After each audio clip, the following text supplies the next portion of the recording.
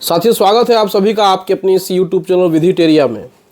साथियों, आज के इस वीडियो में हम लोग बात करेंगे कि प्री कॉग्निजेंस की जो नोटिस आती है, अमूमन बहुत सारे लोगों को कोलकाता से नोटिस आती है प्री कॉग्निजेंस की। आपके खिलाफ 316/2 और 318/4 ये जो पहले धाराएं थी 406, 420 की, यानी क्रिमिनल ब्रीच ऑफ ट्रस्ट, और इसमें आपकी 420। अब ये जब नोटिस आ जाती है तो आपके मन में डर हो जाता है कि भाई हमारे खिलाफ केस फाइल हो गया है, अब हमें जेल हो जाएगी।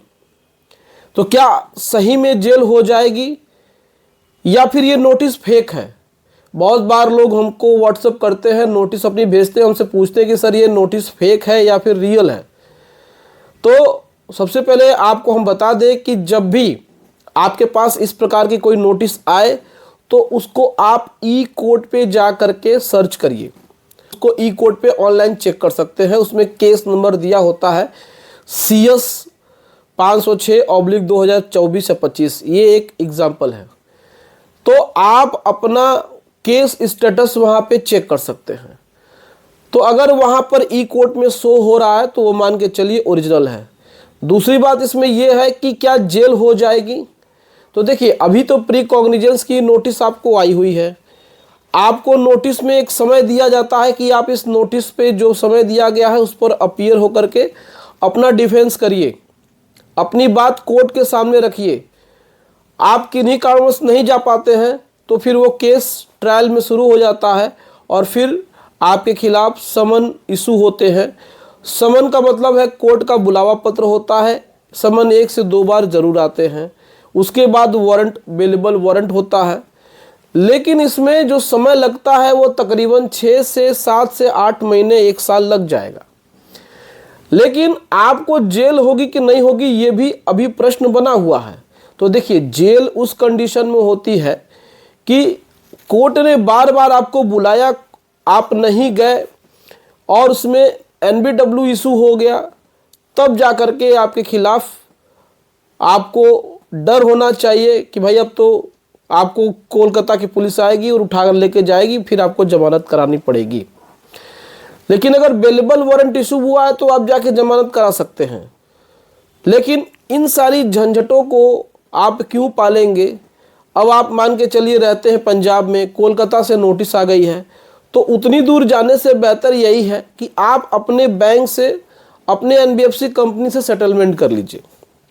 आप उनको लेटर लिखिए या फिर आप जा कर के वहाँ मुलाकात करिए, उनसे कहिए कि साहब ऐसी बात है कि जो भी पैसा है हम उसको सेटलमेंट चाहते हैं, हमें 2 से 3 आसान किस्तों में पेमेंट करने का मौका दे दीजिए, और जो भी आपने हमारे खिलाफ केस मुकदमा फाइल किया हुआ है इसको आप विड्रॉ कर लीजिए और हमारा सेटलमेंट कर दीजिए। तो ये तरीका है कोर्ट कचहरी के चक्करों से बचने का। नहीं तो आप उसमें इन्वॉल्व हो जाएंगे और ये जो केसेस हैं वो एक दिन में डिसाइड नहीं होती है। अब ये मामला आपराधिक मामला है तो फिर ये चलेगा 6 महीना, 7 महीना, 1 साल, 2 साल, 3 साल, 4 साल, 5 साल। इसमें कोई भी लिमिट पीरियड नहीं होता है। मैक्सिमम 5 साल मुकदमे चलेंगे ही चलेंगे। उसमें तमाम तरीके की आपको परेशानी आएगी, खर्चे होंगे, आपको जमानत करानी पड़ेगी बार बार, आपको अपने वकील को फीस देनी पड़ेगी, आपको यात्रा करनी पड़ेगी यहाँ से, पंजाब से लेकर कोलकाता। तो जब भी आपको इस प्रकार से कोई नोटिस वगैरह आती है तो आप इस परेशानी में या फिर इस चीज़ को इतना मत इन्वॉल्व हो जाइए कि आपके पास जो भी जमा पूंजी है वो ख़त्म हो जाए। मामला इसमें देखिए क्या होता है, 50-50, 60-60 हज़ार के लिए NBFC या फिर बैंक वाले फाइल कर देते हैं आपके खिलाफ क्रिमिनल कंप्लेंट। अब 50-60 हज़ार रुपये के बचाव के लिए अब आप उसमें इन्वॉल्व हो जाएंगे तो लाखों रुपए खर्च हो जाएंगे। देखिए, हम आपकी बात बहुत ही सिंपल तरीके से अपनी बात आप तक पहुंचाने की कोशिश करते हैं और आपको घुमाने की ज़रूरत नहीं है। आप लोग बहुत समझदार हैं। आपको किसी प्रकार से झूठी तसल्ली देने का इरादा हमारा कभी नहीं होता है। तो इसीलिए जब भी आपके पास इस प्रकार के नोटिस आए तो बिना किसी राग लपेट के, आपको दिक्कत परेशानी हो रही है, व्हाट्सएप पे हमारा नंबर यहाँ पे दिया हुआ है व्हाट्सएप का, आप हमसे संपर्क कर सकते हैं और आप यहाँ पर अपना जो भी है वो डिस्कस हमसे कर सकते हैं।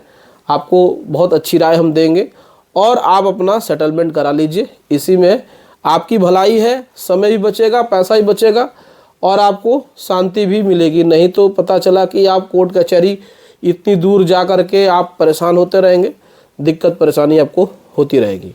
तो जब भी इस प्रकार की कोई नोटिस आए तो आप हमेशा तैयार रहिए कि भाई आपको बैंक से बातचीत करके मामले को सॉर्ट आउट करना है। तो उम्मीद करते हैं दोस्तों कि ये वीडियो पसंद आई होगी। वीडियो अच्छी लगी हो तो वीडियो को लाइक और चैनल को सब्सक्राइब जरूर करिएगा। चलिए मिलते हैं नेक्स्ट वीडियो में। Thank you so much. जय हिंद दोस्तों।